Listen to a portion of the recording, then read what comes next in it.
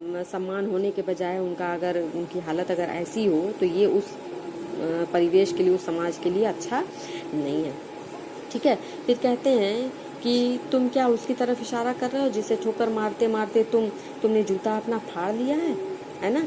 तो कहने का मतलब कि उस समय के समाज में लेखकों की जो हालत थी उसकी तरफ ही इशारा कर रहे हैं, है ना। यानी फटे जूते पहन के फोटो खिंचवाने का परसाई जी यहाँ पे व्यंग करते हुए जो औचित्य है उनका कि प्रेमचंद जी ने क्यों फटे हुए जूते पहने, क्यों वो मामूली सा कपड़ा पहना, क्यों किसी से उधार नहीं लिया, क्योंकि वो उस उंगली से इशारा करना चाहते हैं कि देखिए हमारे समाज में लेखकों की ऐसी बुरी हालत है, ये आप लोग देखिए, है ना। तो इन्होंने व्यंग किया हुआ है।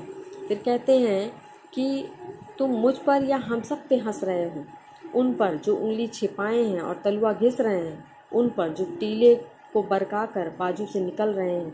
यानी का मतलब परसाई जी कह रहे हैं कि तुम जो फटे हुए जूतों से उंगलियां निकाले हुए फोटो में खड़े हो, पिक्चर में खड़े हो और टेढ़ी मुस्कान मुस्कुरा रहे हो, कह रहे हैं कि तुम शायद तुम्हारी जो मुस्कान है वो यही कह रही है, तुम्हारे जो अंगूठे निकले हुए हैं, उंगलियां निकली हुई हैं फटे जूतों से, वो सब हम पे हंस रहे हैं। वो तुम्हारी निकली हुई उंगली हंस रही है और कह रही है कि तुम लोग अपना तलवा घिस रहे हो सिर्फ उंगली को छिपाने के लिए। यानी कि जो समाज में आपकी स्थिति है, जो आपके जीवन की वास्तविकता है, उसको छिपाने के लिए आप अपने आप को कष्ट दे रहे हैं। और जो समस्याएं आपके जीवन में सामने आ रही हैं या जो समाज की कमियां हैं, बुराइयां हैं जो आपको परेशान कर रही हैं, उनको दूर करने की कोशिश करने के बजाय आप उससे किनारा करके निकल जाना चाहते हैं, है ना। तो तुम कह रहे हो मैंने तो ठोकर मार मार के जूता फाड़ा है। अब ये परसाई जी यहाँ पे देखिए कितना बढ़िया व्यंग किया इन्होंने कि प्रेमचंद जी क्या कह रहे हैं कि मैंने तो समाज की बुराइयों और कमियों को ठोकर मार मार के जूता फाड़ा है, यानी कि मैंने वास्तविकता को दिखाने के लिए जूते को फाड़ा है। वास्तविकता का मैंने सामना किया है, समस्याओं का मैंने सामना किया है, उन कमियों को दूर करने की कोशिश की है अपने लेखन के द्वारा। अंगुली बाहर निकल आई पर पाँव तो बचा रहा, मैं चलता तो रहा।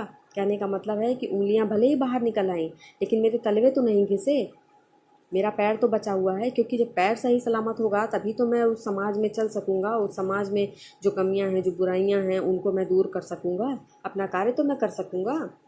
मगर तुम तो उंगली ढांकने के चक्कर में तलवे का नाश कर ले रहे हो, तो तुम चलोगे कैसे, है ना। यानी कि आपका जो ध्येय है, जो लक्ष्य है, वो आप पूरा कैसे करिएगा, आप तो अपने आप को घायल कर रहे हैं। ठीक है।